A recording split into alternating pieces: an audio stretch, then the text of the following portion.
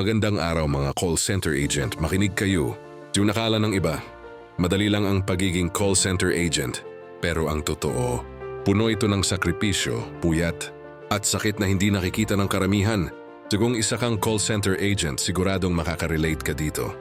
At kung may kaibigan kang agent, basahin mo hanggang dulo para mas maintindihan mo ang bigat ng kanilang trabaho. Yung lack of sleep at irregular body clock, habang tulog ang buong mundo. Gising ka. Ang katawan mo pilit mong binabago ang natural na orasan. Ang resulta, madalas pagod, puyat at mahina ang resistensya. Turiwa burnout at stress sa metrics, AHT, QA, CSAT.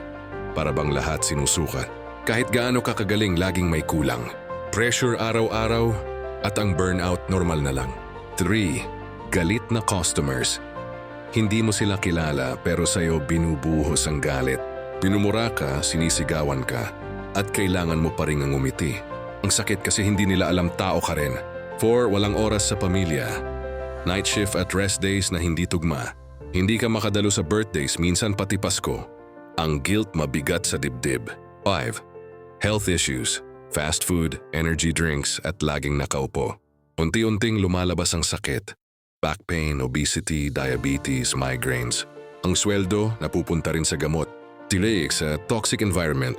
May mga teammates na imbes sumuporta, naninira. May supervisors na imbes mag-guide, nananakit ng loob.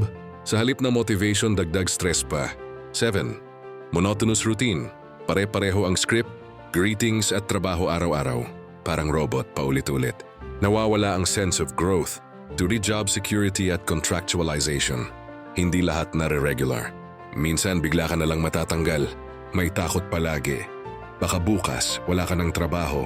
Remain underappreciated profession, madalas mamaliitin.